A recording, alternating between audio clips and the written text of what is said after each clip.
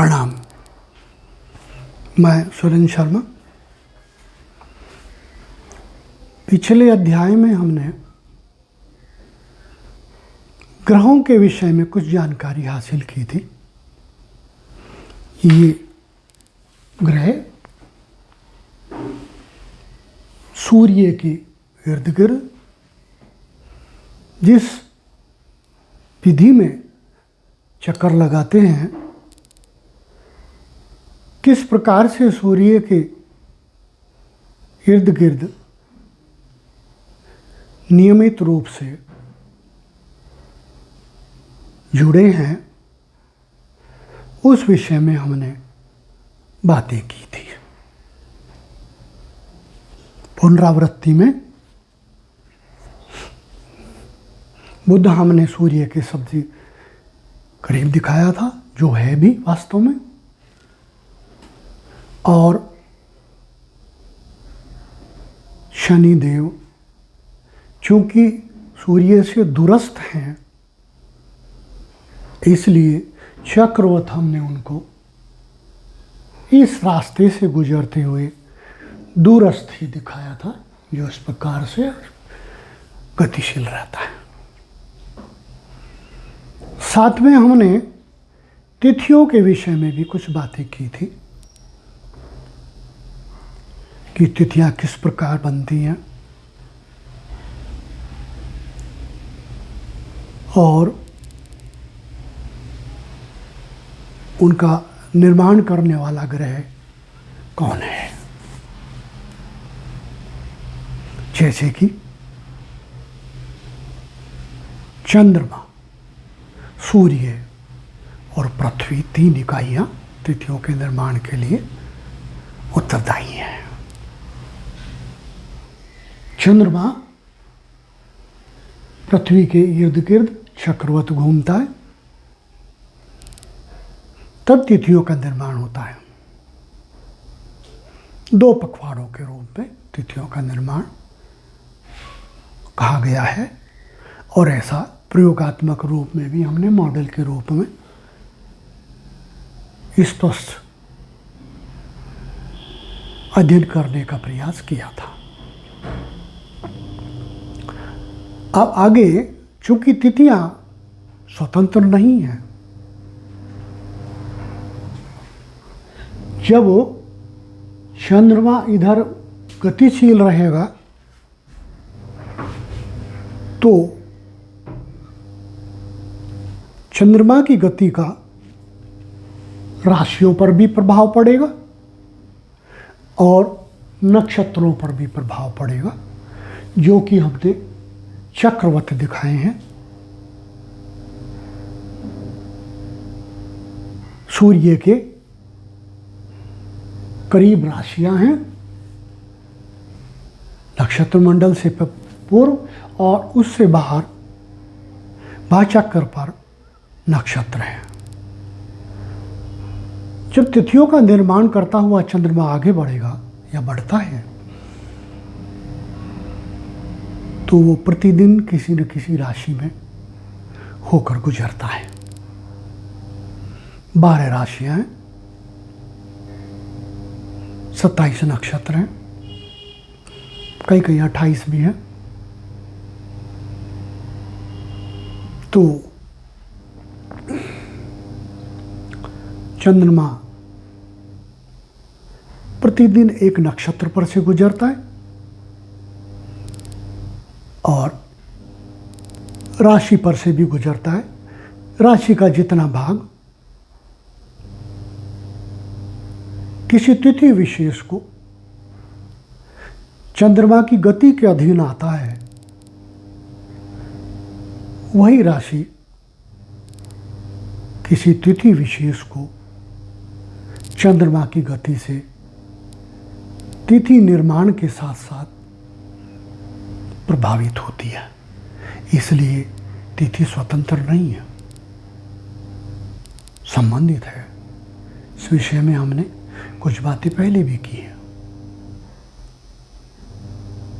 उदाहरण, यदि चंद्रमा को हम इस स्थिति में लें, सूर्य से दूरस्थ स्ट्रेट 180 अंश की लाइन में।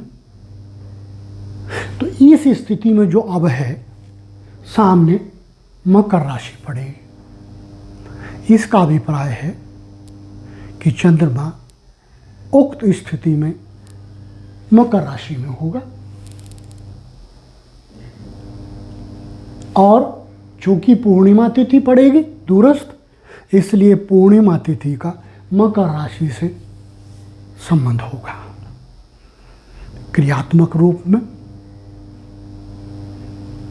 और दैनिक जीवन को प्रभावित करने के रूप में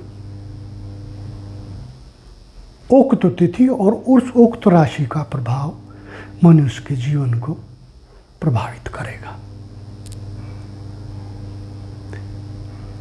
पूर्णिमा को उस स्थिति में जाकर के चंद्रमा पूर्ण होता है, पूरी तरह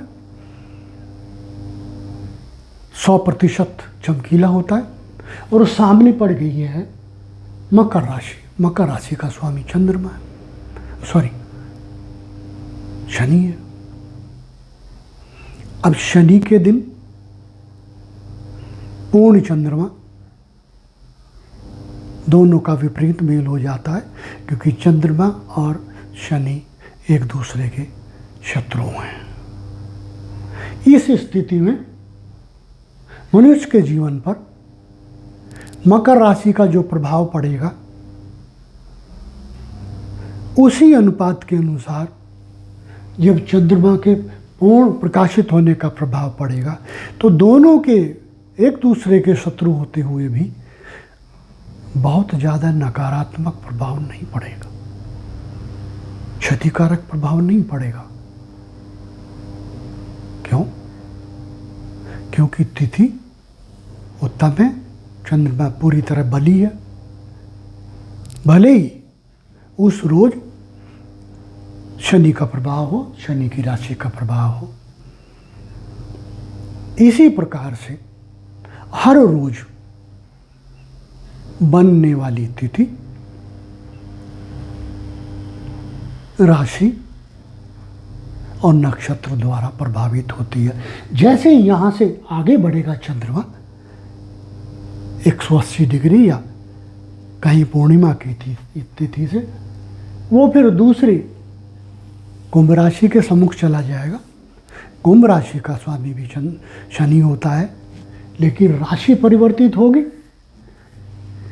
साथ में यहाँ तिथि भी परिवर्तित होगी। अब ये देखेंगे उक्त तिथि का स्वामी कौन है,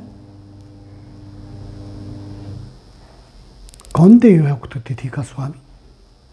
जैसे कि प्रतिमा तिथि बनेगी पूर्णिमा से आके, उसके स्वामी ब्रह्मदेव होते हैं, सौम्य विनम्र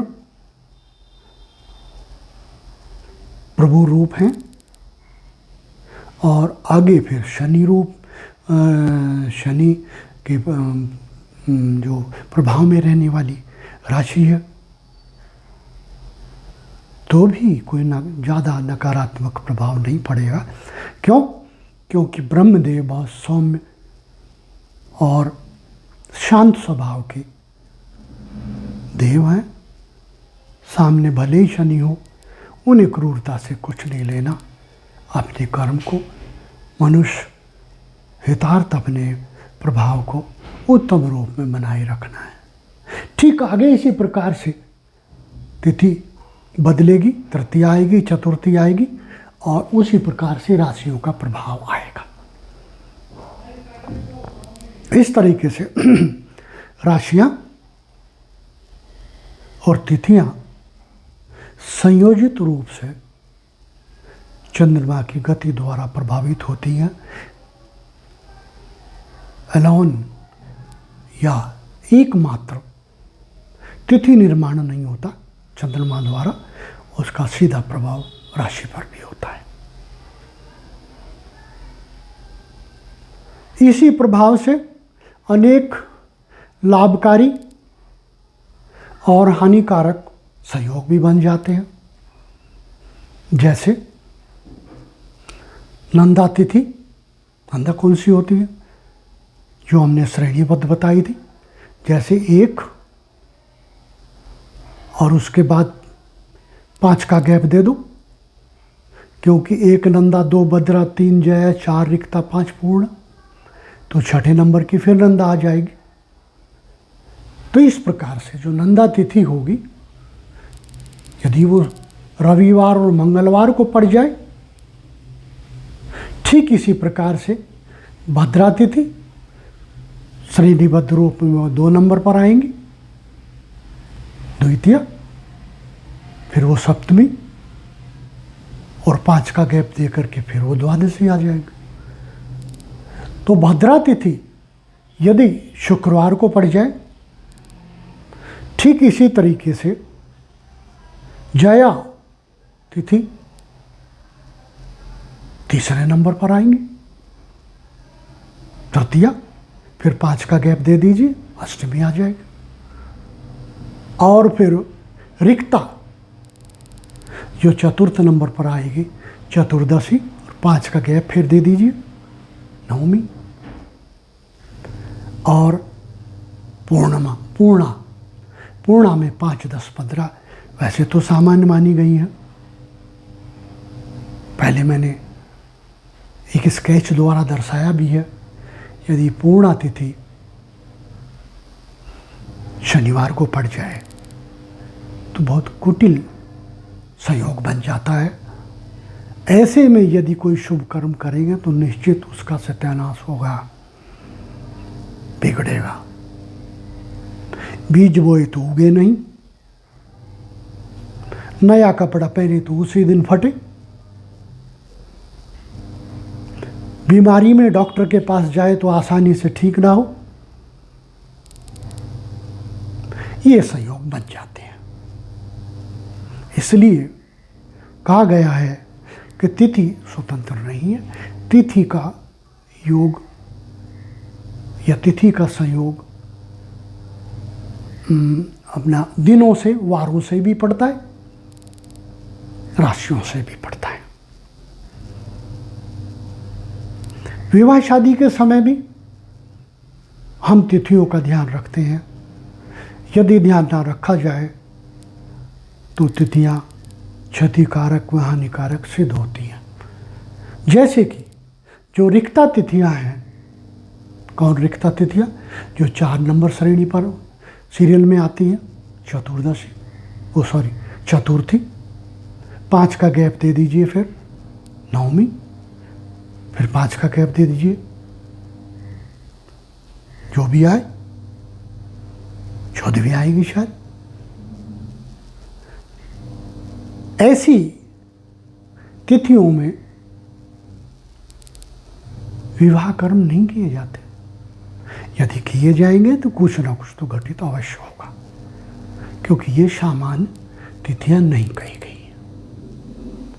और यदि किसी ऐसी तिथि में विवाह कर्म या कन्यादान आदि किया जाए जो कि माह के अंत में पड़ रही हो, माह के अंत में कौन पड़ती है? या तो पूर्णिमा पड़ती है, अमावस्या पड़ती है। यदि अमावस्या से प्रारंभ मानेंगे माह को, तो अंतिम आकर के कौन सी पड़ेगी? चतुर्दशी। परंतु सामान्यतः हमारी हिंदू ज्योतिष में माह का प्रारंभ पूर्णिमा से मानते हैं। पूर्णिमा से आगे जैसे ही चंद्रमा बढ़ता है, प्रथमा तिथि आती है, और पूरा चक्र घूमने के उपरांत जब चंद्रमा पुनः पूर्णिमा में आता है, तो पूर्णिमा की पूर्ण होती स्थिति में एक पूर्ण मास या 30 तिथियां पूरी हो जाती हैं। तो पुनः फिर पूर्णिमा तिथि के अंतिम क्षणों में यदि कोई अपनी कन्या को विदा करे, विवाह करके, या उसके जीवन साथी के हाथ में उसका पाणी ग्रहण कराए, मतलब सौंपे, उत्तम नहीं होता। कहा गया है ऐसी स्थिति में किया गया कन्यादान कंगाली उत्पन्न करता है या कन्या मृत्यु को प्राप्त हो जाती है। इसी प्रकार से और भी हैं, जैसे कभी कभी ऐसा भी देखा गया है कि तिथि के अंत में विवाह करने पर बीमारी पनपी, मृत्यु ना हुई तो मृत्यु जैसा प्रभाव हुआ कि कन्या पुत्र प्राप्ति के लिए पूरे जीवन तड़पती रही, पुत्र प्राप्ति नहीं होती उक्त स्थिति में। और यदि भद्रा तिथि हो, भद्रा कौन सी तिथि है? पहले मैंने बताया, द्वितीया, 5 का गैप दे दो, फिर जो भी आएगी, सप्तमी, फिर 5 का गैप दे दो, क्योंकि सीरियल में ये 5 हैं तो 5 के गैप से अगली रिपीट होगी। तो यदि भद्रा तिथि हो और भद्रा तिथि में विवाह किया जाए तो कहा गया है उसके अंतिम प्रभाव मृत्यु तुल्य होते हैं, अर्थात जोड़े के दोनों इकाइयों पति पत्नी को मृत्यु तुल्य कष्ट भोगने पड़ते हैं, कभी कभी मृत्यु हो भी जाती है, ऐसा कहा गया है। और ये भी मानते हैं कि नक्षत्र, कोई भी नक्षत्र हो, यदि वो समाप्त हो रहा हो, चंद्रमा वहाँ से दूसरे नक्षत्र में प्रवेश कर रहा हो, तो उक्त समय कन्यादान करने पर कन्या विधवा हो सकती है। और तिथियों के कुल संख्या 15 है। ये तो आवश्यक नहीं कि एक पखवाड़े में 15 तिथियां हों, 14 भी हो सकती है, 16 भी हो सकती है, तिथि वृद्धि भी हो सकती है, तिथि 6 भी हो सकती है, कम संख्या ज़्यादा संख्या हो जाती है, इसे मैं अगले पाठ में स्पष्ट करूँगा। परंतु जब हर 5वीं तिथि का अंत हो, 1 से 5, 5 से 10, 10 से 15, उन योगों को तिथि गंडात कहते हैं। तिथि गंडात अर्थात 5वीं तिथि, पंचमी और षष्ठीवीं तिथि, इन दोनों के बीच के पॉइंट को तिथि गंडात कहेंगे। फिर आगे 5 क्रम में ले लीजिए, 5 ले लीजिए तो 10वीं आ जाएगी। 10वीं के अंतिम क्षणों या अंतिम काल को, जिसमें लगभग 1 घड़ी तो कहा ही गया है, 24 मिनट, 10वीं के अंतिम 24 मिनट और 11वीं एकादशी के प्रारंभिक 24 मिनट, 1 घड़ी, वो फिर तिथि गंडात होता है। इसी प्रकार से 15वीं तिथि और पहली तिथि, 15वीं तिथि पूर्णा और पहली तिथि, सामान्य भाषा में तो क्षेत्र के अनुसार नाम दिए जाते हैं, परंतु ज्योतिषीय भाषा में तो प्रथमा कहेंगे। अर्थात पूर्णा तिथि, पूर्णिमा या अमावस्या के अंतिम क्षण, अंतिम कुछ मिनट, 24 मिनट ज्योतिषीय भाषा के अनुसार, और प्रथमा के प्रथम 24 मिनट, यहाँ फिर तिथि गंडात बनता है। ये 3 तिथि गंडात हुए हैं। इन 3 तिथि गंडात में कोई भी शुभ काम न करें, किया जाएगा अशुभ होगा, फलित नहीं होगा, दान करोगे पूरा नहीं लगेगा, कुपात्र को हो जाएगा, विवाह करोगे छूट जाएगा, नौकरी ज्वाइन करोगे बदली जाएगी, ऐसा ज्योतिष कहती है।